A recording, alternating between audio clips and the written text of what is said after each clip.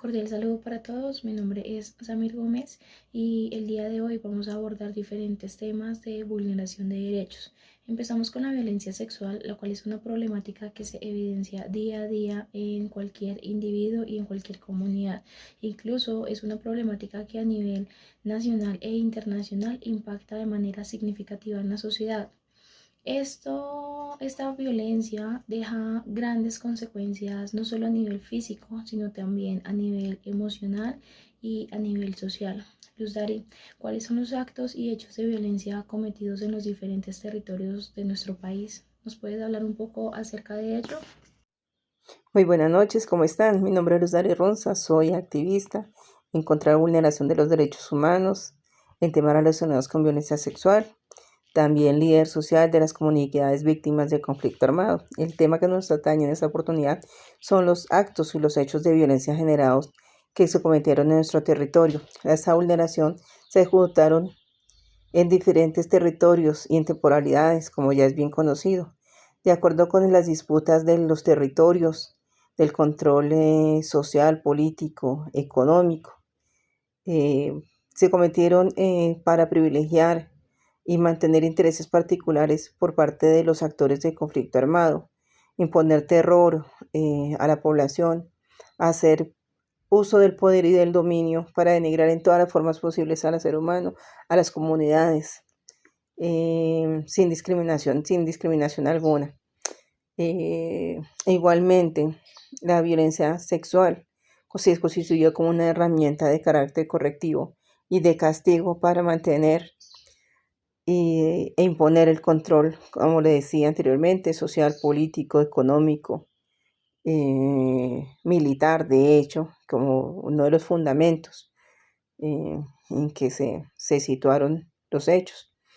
La normalización de estos actos de violencia y este conflicto se dio como una práctica tan normalizada y naturalizada por parte de los actores y escasamente sancionada, ya que hacía parte de las estrategias, llamémoslas estrategias de guerra.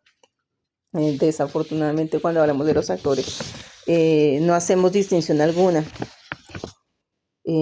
porque todos los actores nos referimos a unidades de la fuerza pública, guerrilla, paramilitares, autos, eh, autodefensas, y bueno, todo lo que se contextualiza que hicieron partícipe en el conflicto armado en Colombia. Este tipo de violaciones de los derechos humanos afectan y atentan contra todas las formas de dignidad humana, contra la libertad, la integridad personal. Los actos causaron profundo dolor a sus víctimas y acarrearon graves consecuencias físicas, emocionales, psicológicas. Por esa razón, la violencia sexual fue una forma de tortura con el fin de humillar, controlar, discriminar, subordinar, degradar, intimidar, a instrumentalizar, eliminar de hecho a las víctimas o obtener información de ellas. No importaba, sin importar su lugar de residencia, sus condiciones o su edad, su género incluso, para ir más ampliamente. Bueno, también tenemos que reconocer que muchas de las víctimas fueron obligadas a ser parte de a observar,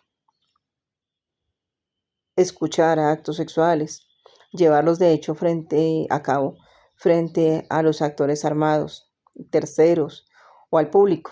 En muchas de las oportunidades fueron cometidos frente a los hijos de las mismas víctimas, suscitando una afectación psicosocial que se refleja hoy en día, se refleja en el rencor, el odio y la venganza de muchas de las víctimas, ya que hay que reconocerles que en los casos que ha sido imposible superar los hechos, los olores, sonidos,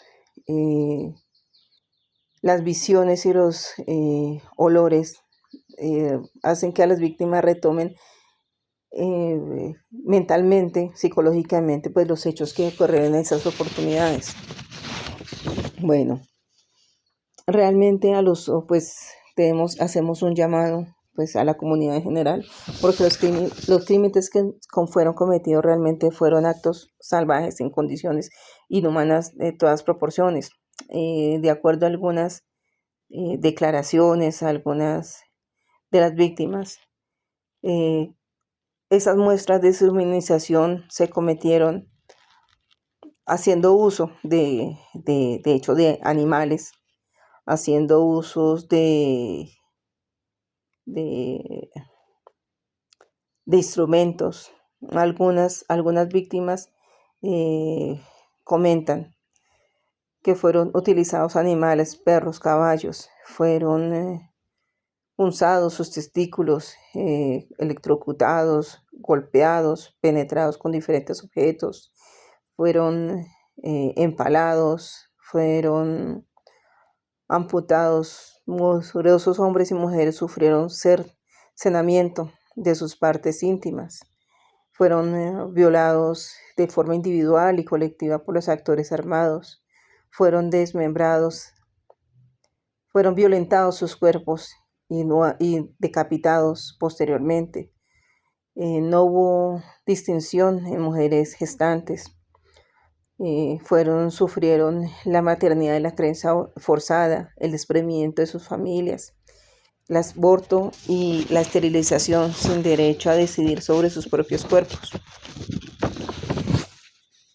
Pero como líderes sociales hacemos un llamado porque no solamente las víctimas fueron víctimas a través de estos actores, sino también hay otra parte del proceso que es casi invisible,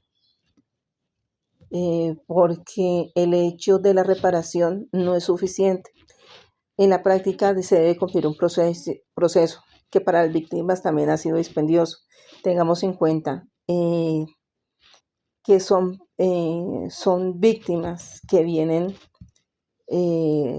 desplazadas por la violencia, que las condiciones de ser víctimas de violencia sexual no las hace menos importante por el hecho de que la mayoría de los casos no fueron denunciados. El proceso de hablar de lo sucedido en el caso de las víctimas resulta muy a menudo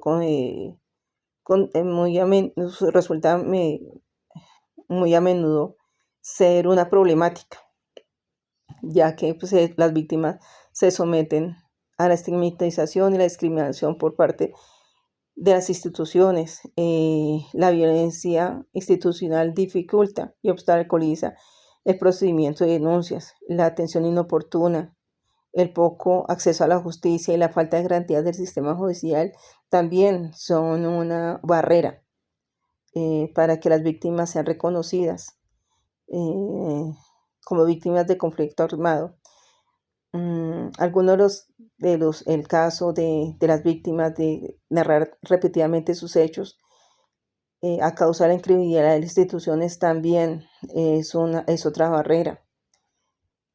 En los casos de violencia sexual realmente es imposible obtener, en gran parte de los casos es imposible tener pruebas. Desafortunadamente para las instituciones son requisitos indispensables de cumplir, lo cual si reflexionamos del modo, tiempo y lugar en donde ocurrieron los hechos, pues es imposible que una persona que haya sido víctima retome otra vez a sus lugares de origen. Entonces aquí como líderes sociales realmente debemos hacer un llamado, invitar a todos los actores gubernamentales a reconsiderar las condiciones en que estas personas se encuentran, ¿sí? En el hecho de que reconstruir sus familias, reconstruirse socialmente, no es muy fácil y realmente el Estado, llamémoslo así porque esta es una condición general, el Estado no, si bien es cierto que tiene las herramientas para hacerlos cuando se reconoce las víctimas del conflicto armado, esas herramientas no son suficientes porque son muchos trabas en que las víctimas prefieren dejar en el olvido o reconstruir en la menor medida posible sus vidas sin tener que ser estigmatizadas por la sociedad. Desafortunadamente, cuando encontramos las barreras por parte de los actores gubernamentales, también, también indirectamente se está asegurando la impunidad de los victimarios y de los responsables de los hechos. Entonces, en este sentido, como líderes sociales, reclamamos al Estado que no sean barreras, que las herramientas que suministran los entes que investigan, los entes de control no sean barreras para que los casos no queden impunes. La carga probatoria no debe ser solamente para las víctimas. Volvemos y repetimos las condiciones en que se encuentran. Personas de escasos recursos, personas que de escasa educación, personas que sufrieron, como lo mencionábamos antes, alguna amputación de sus miembros, son personas económicamente inestables, porque una condición conlleva a la falta de empleo. Entonces, realmente no es fácil para ninguna de las víctimas, porque el hecho de las vivencias que sufrieron en su época repercuten en el tiempo. De alguna manera, no es fácil que la sociedad las vincule, no es fácil que la sociedad les abra las puertas. Entonces, repetimos, invitamos a todo el Estado a que reconsidere la posición que tienen esas personas. Exijamos que, que las brechas que impiden el acceso a la justicia se cierren, no solamente para los actores del conflicto armado, sino para todas las víctimas, por los diferentes delitos de los que hayan sido ejecutados sobre esas personas. Muchísimas gracias, ha sido un placer compartir con ustedes. Claudia, el secuestro es un delito que atenta en contra de la libertad y en contra de los derechos humanos de un individuo, causando miedo e inseguridad, sufrimiento en las víctimas, en su familia y en sus comunidades. Su impacto emocional y social resalta la necesidad de fortalecer la justicia, la seguridad y el apoyo a quienes lo han padecido. Para combatirlo es esencial la cooperación entre la sociedad e instituciones para prevenir y proteger los derechos fundamentales.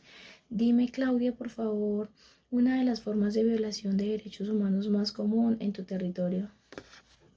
Buenas noches, soy Claudia Garzón y quiero unirme al tema de la exposición hablándoles de las formas de violación de los derechos humanos en nuestro país. He fungido o he ejercido como presidenta de la Junta de Acción Comunal de mi municipio y aquí, como en muchos municipios del país, también hemos sido víctimas del secuestro.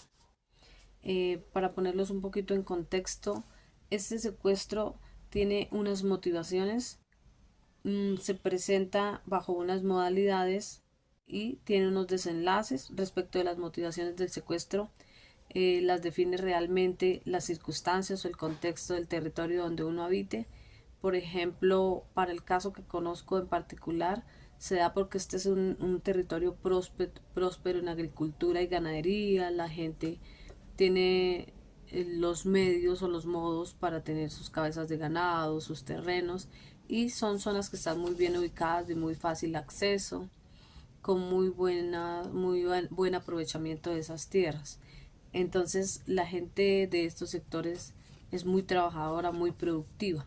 Esa es una de las formas, la motivación del secuestro, es querer coger o echarle mano a lo que otros producen para financiar unas formas de financiamiento, bien sea de la guerra, del narcotráfico, etcétera. ¿En qué modalidades se puede presentar el secuestro? El secuestro puede ser selectivo, aleatorio, masivo. El selectivo es escoger a alguien específico del medio, bien sea, como les decía, un hacendado, un comerciante, un empresario. El aleatorio es decir, me voy a llevar a tal persona de esa zona, puede ser un líder político. Y el masivo es poder coger de pronto a un grupo de familia, a un grupo familiar o a un grupo de empresarios o a un grupo de hacendados para que el efecto de ese secuestro sobre una comunidad sea mucho más marcado. El desenlace en todos los casos del secuestro no es el mismo. En algunos casos, en los casos más menos, menos numerosos, se da porque hay una liberación voluntaria del secuestrador, porque obtuvo rápidamente lo que pretendía. Se da también porque hay la fuga del secuestrado, buscó los medios y pudo escaparse. Está el rescate, que es una forma como nosotros, los líderes sociales o las fuerzas militares o el mismo Estado deciden arriesgarse y llegar y rescatar a esa persona. Ese caso se da cuando son figuras públicas de la política o del medio que son muy reconocidos y que se arriesgan a llegar al punto donde está el secuestrado y rescatarlo. Es mucho riesgo, pero pues en muchos casos funcionó. Y quizá el desenlace más difícil para un secuestrado es la muerte o la desaparición definitiva. Es no tener una respuesta, no volver a ver a este familiar, a ese ser querido, a ese ser cercano de nuevo. Al menos si ha fallecido en el secuestro, quizás le devuelvan el cuerpo, pero si es desaparecido, se dieron los casos en que nunca más se volvió a saber de él, ni una llamada, ni un tipo de extorsión, ni una forma de presión, aunque sea para tener la fe, la certeza de que se intentó rescatar. Mm, los secuestros obviamente tienen unas víctimas y unos victimarios. Se desarrolla en unos lugares, no necesariamente es un lugar específico, se puede dar en la ciudad como se puede dar en el campo. Em, y lo más duro del secuestro son definitivamente las secuelas que dejan. Tanto el secuestrado como su círculo familiar y su círculo social sufren unos efectos morales, unos efectos psicológicos muy fuertes que realmente el Estado se ha quedado corto en resarcir o en refrendar ese daño que se le causa a esos secuestrados, aun cuando el Estado no hubiese sido el responsable. Es como la representación de esa autoridad de que debió haber hecho unas acciones para refrendar el daño que se causa, porque esa zozobra que vive un secuestrado de quizás mañana puedo ser rescatado, así como mañana puedo morir en manos de mis captores. Pienso que son días eternos en el cautiverio que hacen que por su cabeza pasen miles de cosas. El caso que quise traer a colación fue de un amigo muy conocido aquí del municipio que por tener 10 cabezas de ganado y 4 hectáreas de terreno en las cuales cuidaba a sus animales y desarrollaba su vida familiar y comercial, entonces fue objeto de secuestro. Pero antes del secuestro lo extorsionaban. Como no quiso pagar más esa extorsión porque supo que no era para financiar la causa social que presuntamente él creía que estaba dándose con ese aporte que él daba, sino que supo que era financiar grupos terroristas, grupos militares, grupos al margen de la ley, financiar el narcotráfico. Entonces se abstuvo de seguir pagando y eso hizo que ejercieran presión sobre su familia, se fue secuestrado. La desaparición forzada es una de las violaciones más grandes de derechos humanos que están documentadas en el informe final Hay futuro si hay verdad de la Comisión de la Verdad en Colombia. Este crimen utilizado como estrategia de terror en el conflicto armado ha dejado profundas heridas y secuelas en las víctimas y en sus familias, quienes presentan al día de hoy la incertidumbre de no conocer el paradero de sus seres queridos. El informe destaca la necesidad de reconocer la magnitud de este delito, garantizar justicia y promover medidas para evitar su repetición. Iván, cuéntanos un poco sobre esas cifras históricas de violencia sexual y secuestro en Colombia. Y también háblanos un poco sobre el informe final Hay futuro si hay verdad. Cordial saludo a la amable audiencia, gracias por la invitación. Eh, Tomando en cuenta los casos señalados de los líderes sociales Luz Darío Runza y de Claudia Garzón, es necesario anotar lo siguiente. Acerca de la violencia sexual perpetuada por el conflicto armado, se estimula que en el periodo de estudio comprendido por la Comisión de la Verdad en alianza con la JEP, que comprende el periodo de 1985 a 2016, se registraron 15.000 víctimas de violencia sexual. Y entre estas 15.000 víctimas se estiman que el 91% fueron mujeres y niñas. Acerca de la impunidad y los obstáculos de estos casos, se estima que el 90% de estos casos permanecen actualmente en impunidad. En el año 2010, el Instituto Nacional de Medicina Legal realizó cerca de 20.000 exámenes médicos, en los cuales hubo una presunción de violencia sexual. Y en esta cifra, el 85% correspondieron a víctimas menores de 18 años, una cifra aterradora, y lo cual merece total rechazo. Más adelante, acerca del secuestro en Colombia, se estima que en el periodo de 1970 al año 2010 hubo alrededor de 27.000 víctimas por este flagelo, el cual el 90% fueron perpetradas por grupos guerrilleros y el porcentaje restante fueron a causa de grupos paramilitares. Más adelante, a través de los años, hubo una tendencia de reducción respecto a varios esfuerzos por diferentes gobiernos, em, como lo fueron la política de seguridad, comenzando el siglo XXI, la reestructuración de las políticas de seguridad y defensa. Todo esto coadyuvó a que estas cifras se reducieran hasta la actualidad. Más adelante también es destacable analizar el desplazamiento, que es como el principal factor que de cierta forma recoge estos casos de vulneración a los derechos humanos y que asimismo se estipulan dentro de la Comisión de la Verdad y la JEP, realizando un análisis riguroso de cómo el conflicto armado perpetuado por los grupos armados ilegales incidieron esporádicamente en estas vulneraciones de derechos humanos. Se estimula que alrededor de 6 millones de personas sufrieron el flagelo del desplazamiento, los cuales mayoritariamente ocurrieron entre las poblaciones rurales. Como lo podemos observar en la imagen, el 87% fue sucedido en estas zonas. Una cifra muy alarmante y es que de alrededor de los 6 millones de personas desplazadas, el 35% correspondieron a personas menores de 18 años que fueron desplazadas.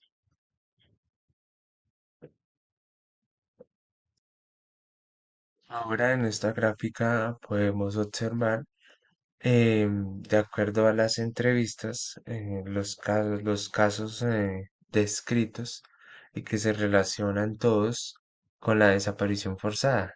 Como podemos ver, la desaparición forzada únicamente logró una cifra de más de 1.500 casos vía entrevista.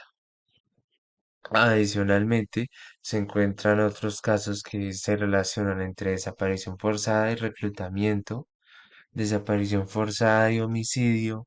También ocurrió desaparición forzada y tortura. También ocurrió este caso de desaparición forzada con secuestro.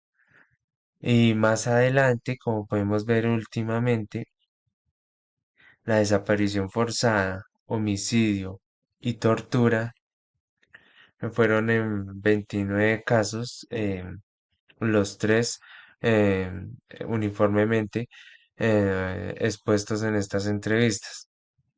Y también 16 casos en los cuales se relaciona desaparición forzada, tortura y secuestro.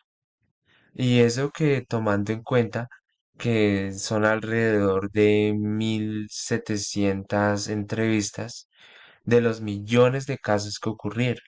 Es decir, que esta cifra representa muy poco a lo que a la escala a la que realmente sucedió en la historia. Más adelante podemos observar el mapa por cada uno de los departamentos en donde se referencian de dónde ocurrió la desaparición forzada y aquí nos muestran mediante unas cifras. En el mapa se puede destacar lo siguiente, tanto en el departamento de Antioquia y en el departamento del Meta, son los dos epicentros donde se encontraban los dos grupos al margen de la ley más destacados y más incidentes en la vulneración de los derechos humanos. En Antioquia lo poseían exponencialmente los grupos paramilitares y en el Meta y muy relacionado con el Distrito Capital se hallaban el grupo guerrillero de las FARC. Asimismo, en los departamentos aledaños ocurrieron unas cifras similares, como en el caso del Meta, también se expandió en Guaviare, en Caquetá, en Nariño, en el Cauca y en Antioquia.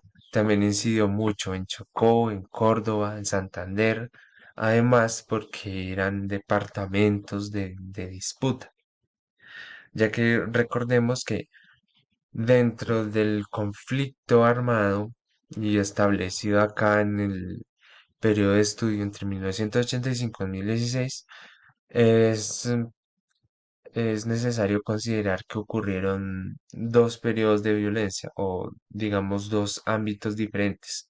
El primero que viene desde hace más de un siglo de anticipación, como lo es la violencia política, que también recoge algunos de estos casos, se perpetuó hasta alrededor de la década de los 90 con el exterminio de la UP, de los en grupos guerrilleros en procesos de paz. Todas estas personas fueron víctimas de la vulneración de derechos humanos, como lo fue la desaparición forzada y el asesinato.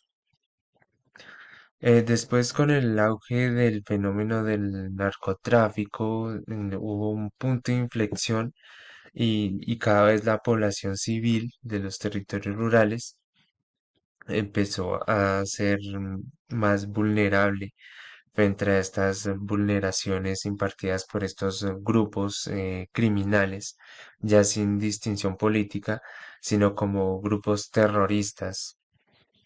Entonces, de cierto modo que estos casos, sin importar que hubiesen sido de tanto un grupo como del otro, son al fin y al cabo